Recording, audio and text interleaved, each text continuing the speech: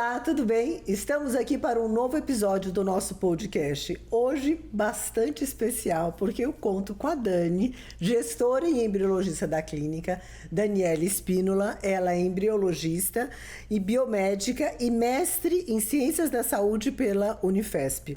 Ela é membro do Comitê de Embriologia da Sociedade Brasileira de Reprodução Humana e faz parte aqui do nosso corpo clínico.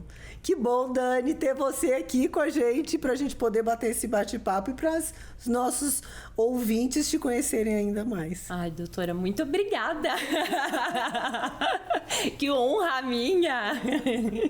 E aí, gente, quem é a Dani e qual que é o papel da Dani nesse processo todo? Então tá lá a embriologista que fica dentro do laboratório e de repente abre as portas e sai para o mundo da gestão. Fala pra gente um pouco o que o embriologista faz no laboratório de reprodução assistida. Bom, doutora, eu costumo brincar que, na verdade, o laboratório de reprodução humana é onde a mágica da vida acontece e são os embriologistas que são os guardiões dos gametas, então das células. Somos nós que recebemos os óvulos, os espermatozoides, que realizamos a fertilização in vitro em si, então, para quem não sabe, a junção de espermatozoides e óvulos. Somos nós que controlamos temperatura, umidade, então é todo um ambiente controlado para aqueles gametas. Somos nós que realizamos as biópsias embrionárias, então, para quem não sabe, a retirada de um pequeno fragmento, né, dos embriões para uma análise genética, para descobrirmos se aquele embrião ele é cromossomicamente normal ou alterado, e acompanhamos até o momento da transferência, que é o auge, né, para aquele casal. É muito importante vocês reconhecerem, a gente como a parte clínica, então a gente cuida do paciente, faz o diagnóstico, o tratamento, estimula os ovários a produzirem óvulos, orienta os homens ou a abordagem a respeito da função testicular, o resultado do espermograma, então toda essa parte clínica. Mas a partir do momento que a gente entra no laboratório de reprodução assistida, então o médico faz a coleta dos gametas, dos óvulos, e o embriologista que faz esse match todo.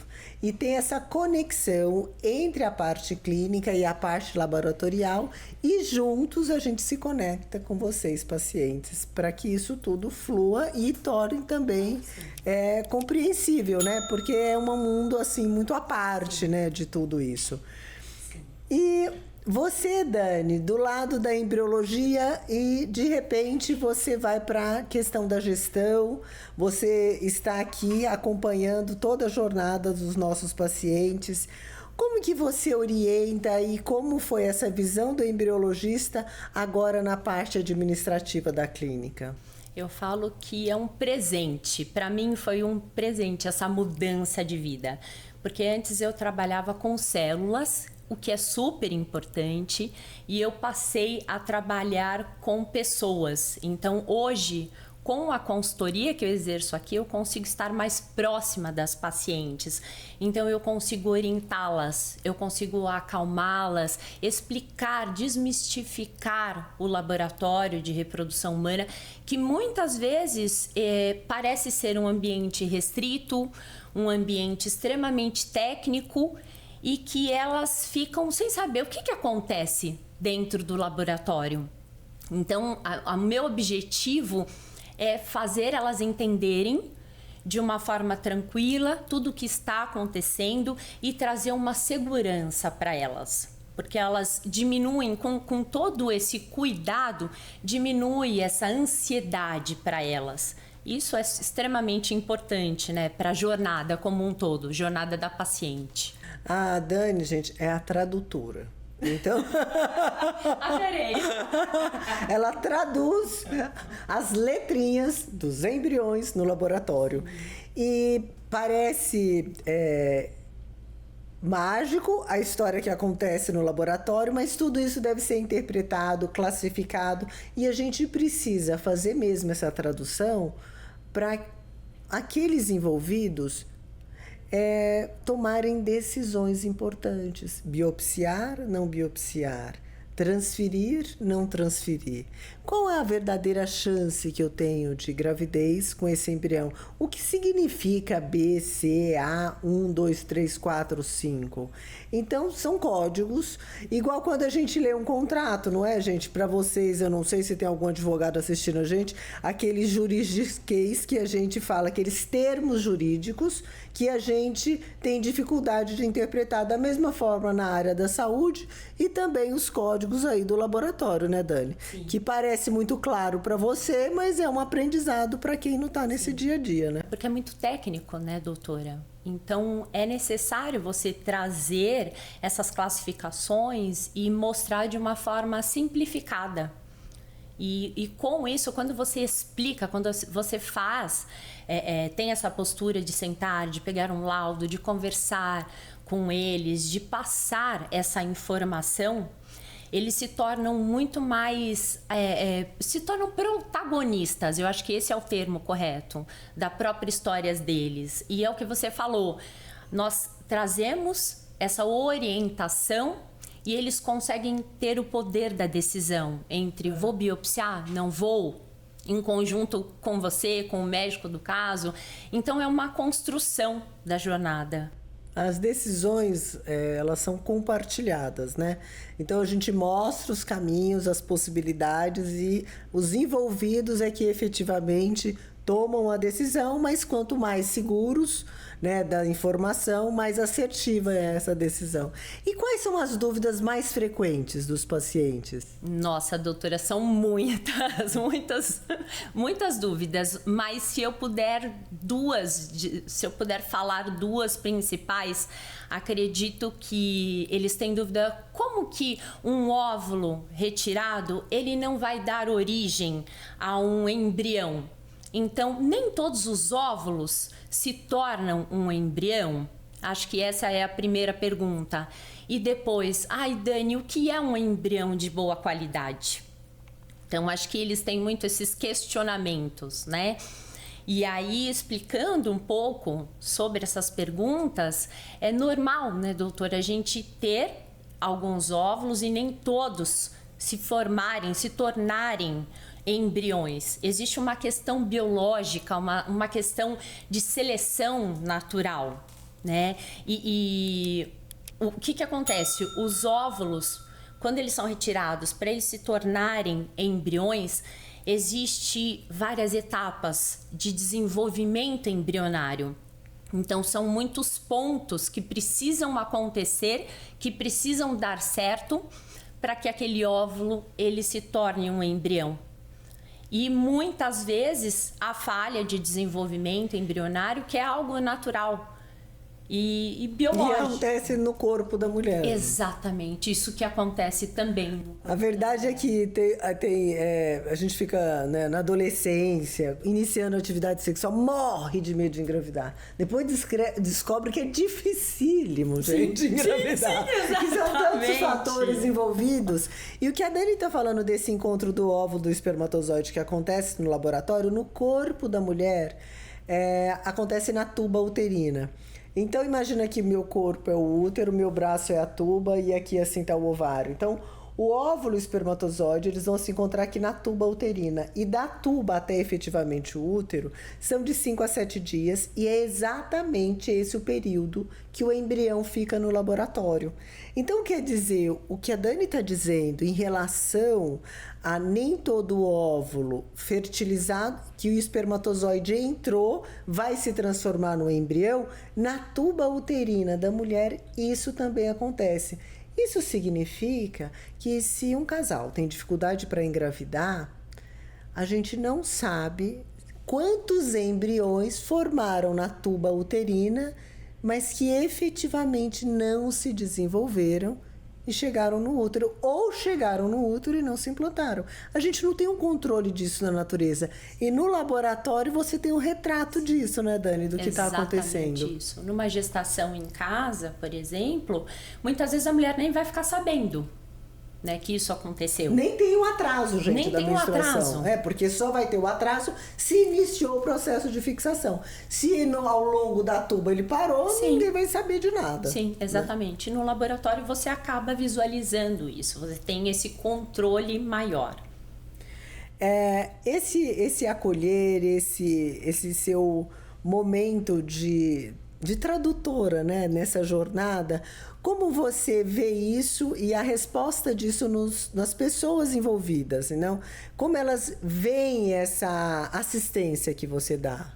É incrível, doutora. O feedback que eu recebo deles é assim, eu realmente percebo que a jornada faz muita diferença. Faz muita diferença. E eu sentia essa necessidade e quando eu saí do laboratório e fui trabalhar com a gestão, não sabia ao certo se daria, né? Vai dar certo ou não vai? Como vai ser isso? E eu comecei a perceber que sim, que dá muito certo.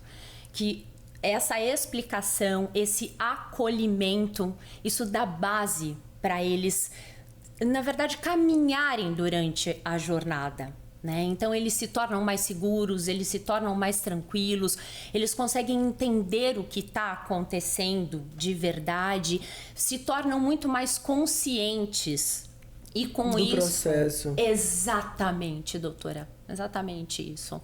É bárbaro o resultado. E o fato de você ter vivenciado tecnicamente essa fusão de gametas, o desenvolvimento embrionário, naturalmente você tem muita segurança para passar essa informação. E eu acho que isso que faz toda a diferença, porque Sim. com essa segurança você bem-vindo. consegue transmitir isso e para você é nítido. Aí você consegue traduzir mais, né? O laboratório me deu essa base, né? Justamente é uma base para que eu consiga fazer esse atendimento diferenciado. Além do nosso trabalho, eu como médica, né, no atendimento das pacientes, e você como embriologista e gestora, né, administrando e coordenando toda essa jornada aqui, a gente tem também outros profissionais. Como você enxerga esse trabalho multiprofissional? Eu sou fã número 1, para ser sincera. Essa equipe multidisciplinar, interdisciplinar, para mim é extremamente valiosa. Por quê? Porque cada profissional ele tem um olhar da reprodução humana, né? E ele participando em diversos pontos da jornada daquele paciente, nós todos juntos, profissionais, conseguimos trazer um acolhimento emocional para esse casal, trazer sim a técnica de uma forma simplificada e trazer essa tecnologia que a reprodução envolve, mas tudo perante os nossos olhares, né? E com isso o paciente ele realmente sente que ele é o centro e que ele recebeu um atendimento de qualidade. Então, isso é incrível. Como cada um tem um olhar, é extremamente construtivo e a jornada se torna mais sustentável. A gente conta, então, além de mim, da Dani, embriologista, tem uma médica que faz acupuntura, tem psicólogo, tem nutricionista, tem todo um suporte da equipe de enfermagem e, claro, todos aqueles envolvidos no laboratório que estão nos bastidores e que também nos conectamos para a gente oferecer essa caminhada da forma mais transparente possível e tranquila. Eu falo sempre que, por exemplo, vocês olhando esse dedo de frente, vocês estão enxergando só a unha, mas aqui atrás tem um outro olhar, uma outra visão. É como se uma criança estivesse olhando alguém tecendo uma coxa de retalhos, olhando apenas os nós por baixo e a gente olhando o desenho por cima. Então, dependendo do ângulo que você olha um quadro, um objeto, uma pessoa, né? A gente tem observações diferentes e de acordo com a formação que cada um tem, né? É incrível, porque eu já olho para a pessoa, lógico, você vê se a pessoa grávida já te desperta alguns sentimentos, o dentista já olha para os seus dentes. é meio que automático, né? Será que a Dani olha pra mim imaginando óvulos? Muitos óvulos, gente, muitos! Eu acho que ela acha que eu tô sempre ela tá imaginando um ovário enorme. A gente olha para as pessoas com a visão que a gente tem do mundo, não é isso? E cada um tem a sua história e a gente consegue depois, nos bastidores, a gente complementar as nossas percepções. Então, às vezes, o que a enfermagem tem de informação, que eu tenho, que a nutricionista tem, e a gente consegue agregar tudo isso, né? Sim. E aí é muito bacana porque uma aprende com a outra. Né? Tem Não é essa só troca. Construtivo para paciente, é para nós também, profissionais, né? Então, eu aprendo sempre, aprendo Sim. aqui quando a gente está nesse bate-papo, no podcast, a sua visão. É sempre muito construtivo, né? Conversar é bom, né, Dani? Nossa, misericórdia! Adoro bater um papo, gente. Sempre escutar as histórias, porque a gente tá... A escuta, a fala também é interessante, né? Mas a escuta é fantástica. Porque assim a gente consegue ter essas percepções de tudo. A gente tem aqui muitas dúvidas de pessoas que, para escolherem uma clínica de reprodução assistida, para iniciar um tratamento para engravidar. É um grande desafio. A gente sabe que temos ótimos profissionais habilitados para fazer esse tratamento, mas existe uma forma diferente de fazer tudo isso. Como você aconselha essas pessoas?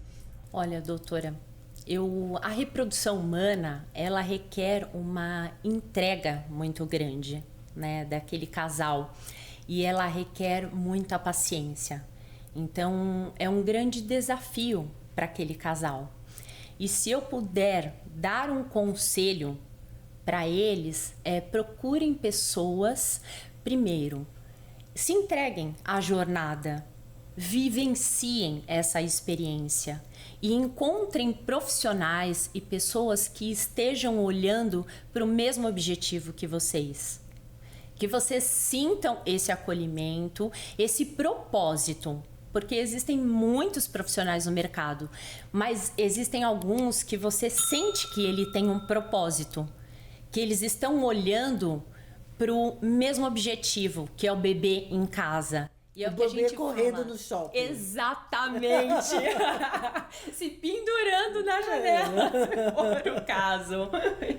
Mas isso é o propósito, né? A gente costuma aqui dizer na clínica que o nosso objetivo ou a nossa vitória é o bebê em casa. Então, nós estamos em uma mesma sintonia, nós estamos juntas, né, com esse casal. E conquistar isso é incrível pra gente. A gente acorda todo dia de manhã querendo fazer a diferença na vida das pessoas. Então, procurem esses profissionais. Gente, essa questão de propósito, eu acho que a gente precisa ter propósito na vida, não é? A gente tem que acordar com um propósito. Um propósito pessoal, um propósito profissional e valores. E aqui a gente tem valores. E os nossos mais marcantes são de cuidar de pessoas como seres humanos. E é claro, o sucesso acontece, o negativo acontece, mas a gente vai dar um jeito ético, honesto e sincero para abordar da melhor forma possível e oferecer ciência, tecnologia e muito calor humano e bom humor nessa jornada. Nossa, com certeza! Muita alegria. Dani, o que você tem um recadinho para falar com quem escutou o nosso episódio? Assistam todos os nossos episódios. E vai ser um prazer encontrar com vocês aqui na clínica. Bom, estamos à disposição no que vocês precisarem. Entrem em contato e vai ser muito bacana ter esse bate-papo e embarcar nessa jornada junto com vocês. Estamos aqui prontas para isso, gente. Pessoal, sim, nós somos um time, uma equipe animada e pronta para receber vocês nesse universo da reprodução assistida. Estando aqui ou um pouquinho longe, a distância física, a gente está conectado. Neste momento, conectados por esse podcast. E tem tantos episódios que mesmo que vocês fisicamente não estejam aqui do nosso lado, a gente pode sim conectar com muita informação. Eu sugiro que vocês maratonem os nossos episódios. E se você tem alguma dúvida, mande um recado pra gente, porque sim, pode ser o tema do nosso próximo episódio. Até mais!